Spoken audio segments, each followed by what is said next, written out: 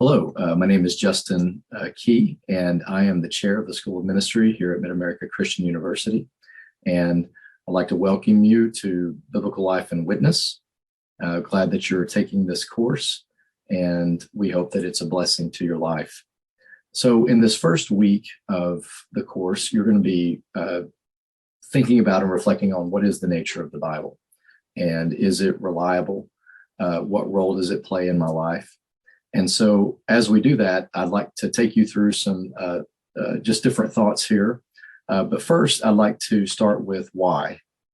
Why does MacU believe that every student should study the Bible while they're here?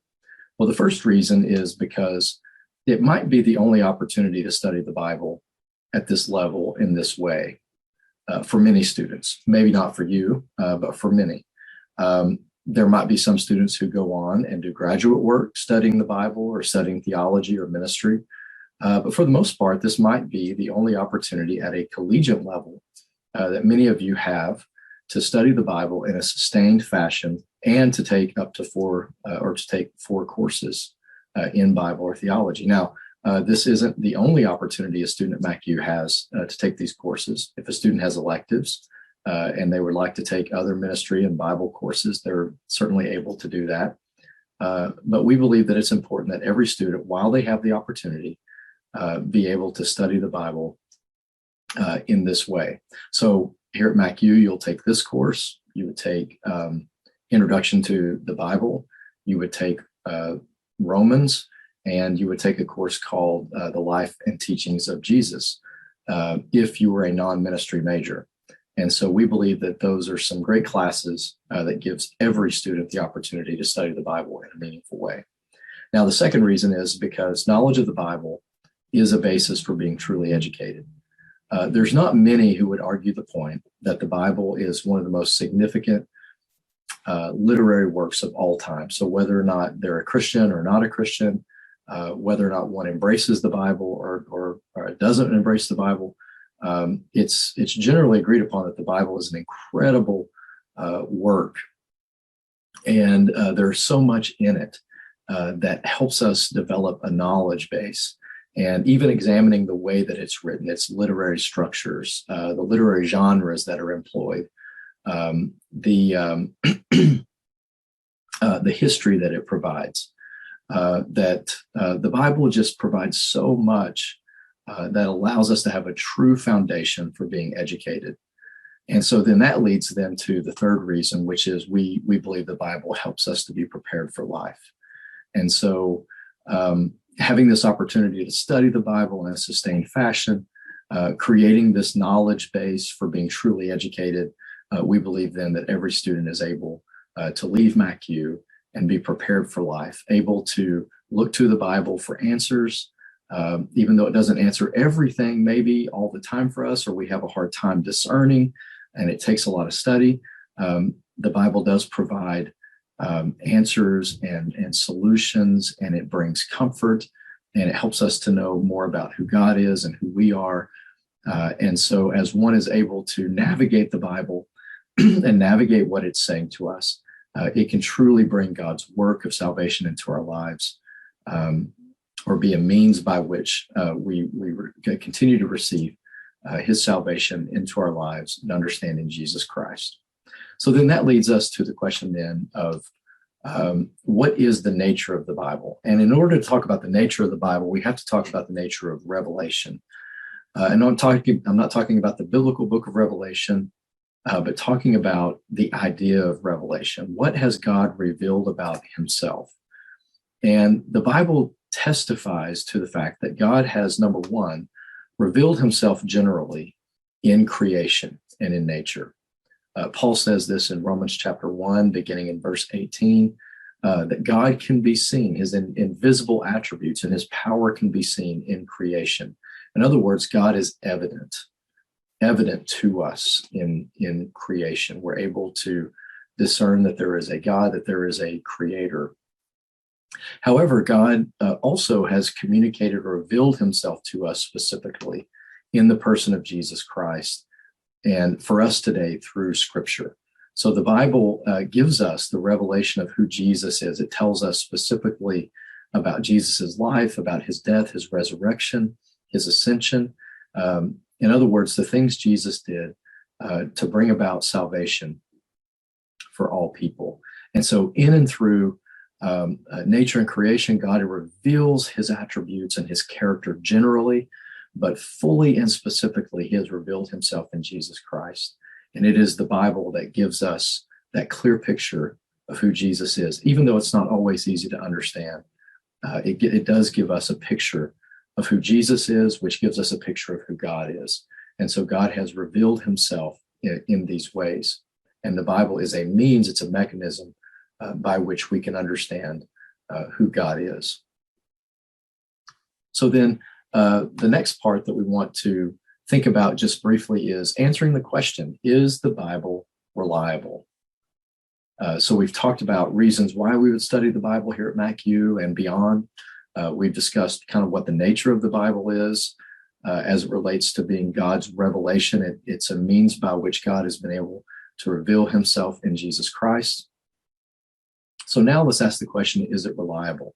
And there's a number of things that help us understand the reliability of the Bible. First of all, what we think of as manuscript evidence. Now, there's going to be some other videos and resources for you to engage in your assignment this week that's going to address this issue of manuscript evidence. And simply what this means is that there is an abundance of manuscript evidence dating back to first century and second century that evidence the reliability of the Bible. The Bible has more reliable copied documents than any other work in antiquity. And there are reliable copies that are within decades of the events themselves, particularly over 5,000 reliable copied documents. Now, we do not have the original autographs. In other words, the exact papra or scroll that these books were written down on. Those don't exist, but they also don't exist for any other work of antiquity. But what we do have is an abundance of copied documents. Again, more manuscript evidence for the Bible than any other work of antiquity. A second thing is the date of the writings. The date of these copied documents and the date of the collection of them into what we know of as the New Testament speaks to the reliability of the Bible. As early as the late first century, early second century, you have Paul's letters and you have the Gospels that are being collected and bound together and circulated, demonstrating that they were authoritative within the community at that time. You begin to get lists of what writings are authoritative in the mid to late second century and into the third century. So in other words, you have the church agreeing upon what is reliable, what tells the true story of Jesus. And so very early on, they're collecting what they know to be reliable, what they know to be authoritative. The third thing is the witness of archaeology. Archaeology continues as they continue to make advancements, as they continue to dig and find things. They continue to discover things in archaeology that speak to the reliability of the Bible. And so that is another aspect of the Bible's reliability. The place of origin. So in other words, where the writings originate from, where Paul is writing, where the gospel writers are writing, where the book of James is being written in the heart of Jerusalem. So where the writings of the New Testament originate from demonstrate a close proximity to the events of Jesus themselves. And then finally, a last thing here, which is vitally important about the reliability of the Bible, is the criterion for acceptance. Now, what I mean by this is, what did a book of the Bible, what was the criterion that it needed to possess in order to be considered authoritative? And this developed very organically in the life of the church as they begin to consider what's authoritative, what tells the true story, and what doesn't. And one of the first criterion for acceptance, to be accepted as authoritative, was the authorship of the text. The church understood that the author of any writing that was going to be authoritative, that they were going to listen to, had to be apostolic in origin. By apostolic, I'm referring here to being connected to one of the original apostles in some form or some fashion. That could mean that the apostle themselves wrote it, such as the Gospel of Matthew, the Gospel of John, the letters of John.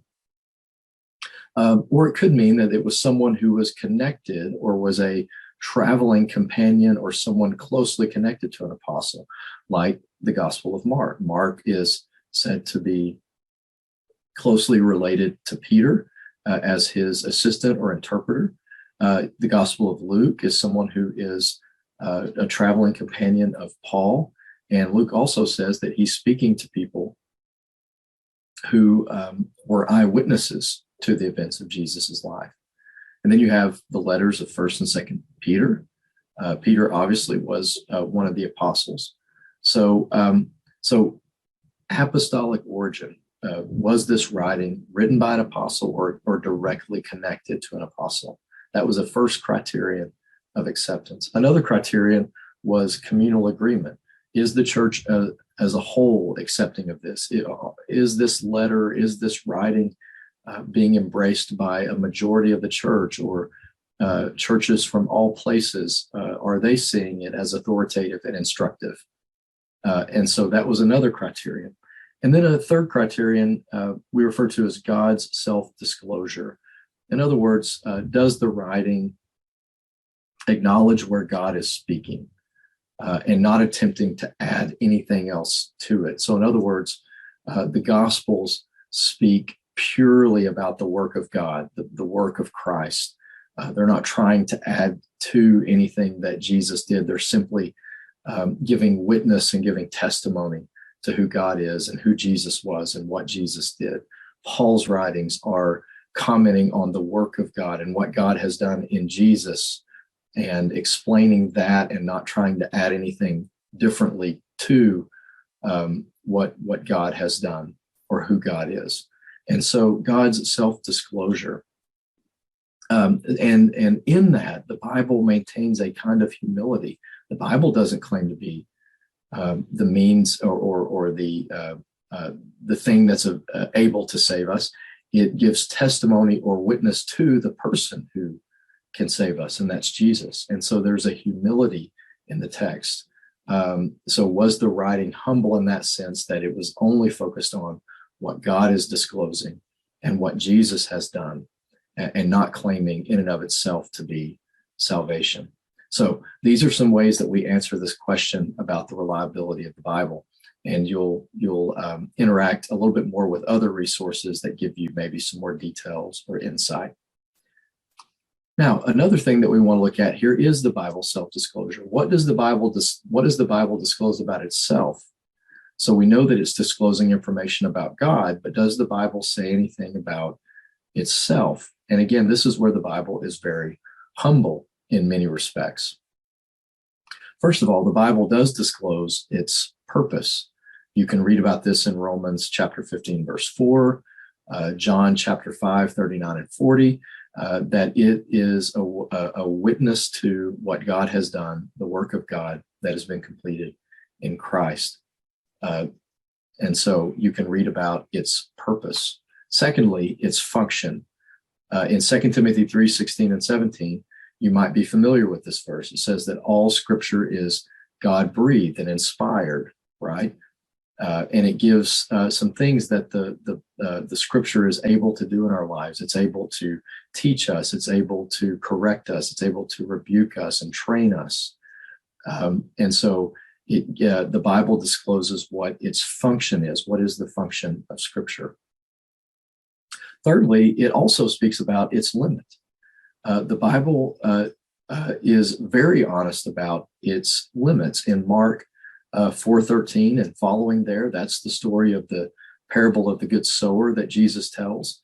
And he says that the sower sows the seed and throws the seed and casts an abundance of seed. But whether or not that seed actually grows into anything is determined by the soil. The soil either receives it or does not. There are 4 different kinds of soil that Jesus explains, and he says the seed is the word of God, and whether or not the soil will receive the word of God, whether or not we will receive the word of God, depends on whether or not it grows in our life, whether or not we experience the purpose and the function of Scripture. So it does have a limit.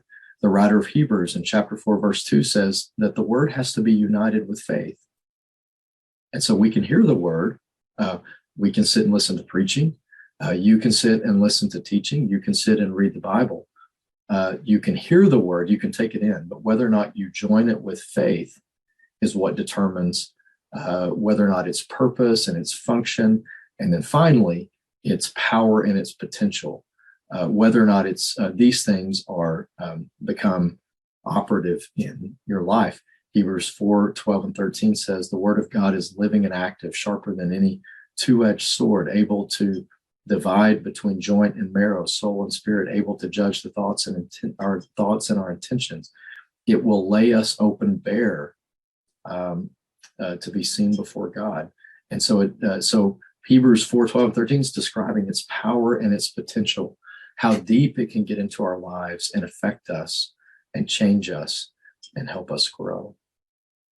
So all these things being said, thinking about the nature of the Bible, that it is a mechanism by which God is revealing himself through Jesus Christ, that it is reliable, that it has a lot of data and a lot of things behind it that help us understand its reliability.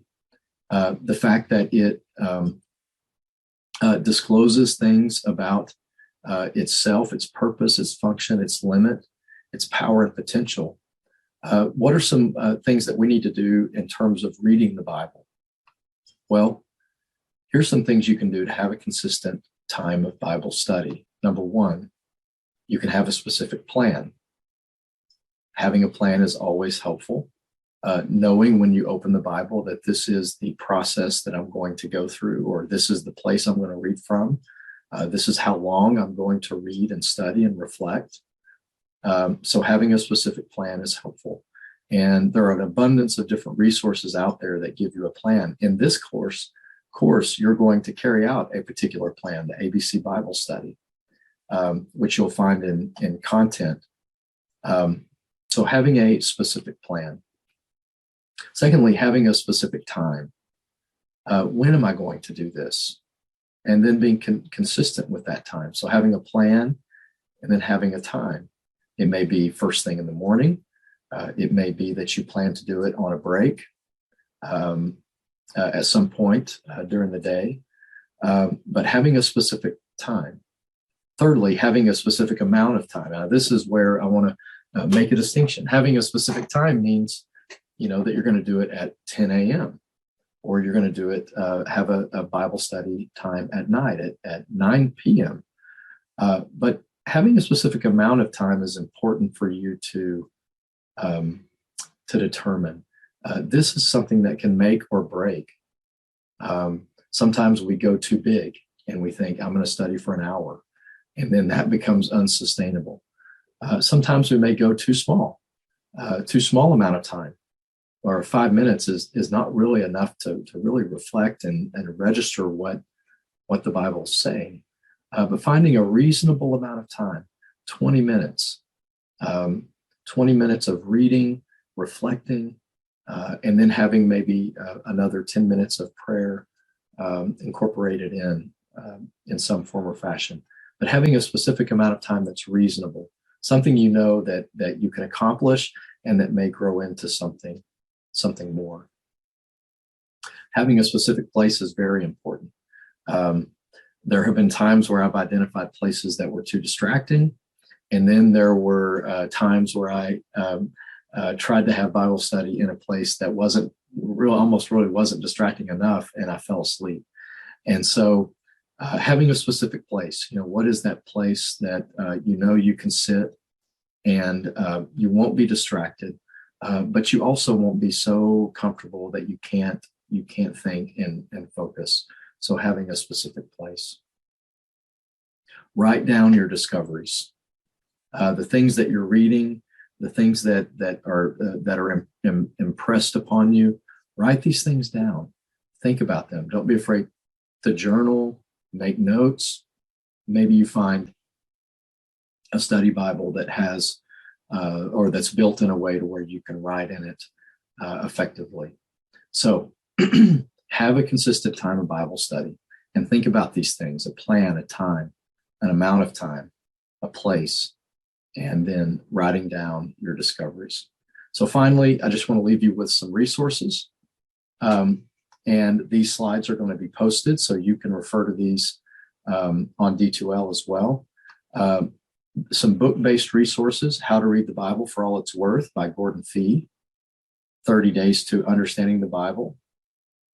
How We Got the Bible by Neil Lightfoot is really good. If you're interested maybe in some of the reliability aspects, this is a good book that helps you understand how we came to have the Bible as it is.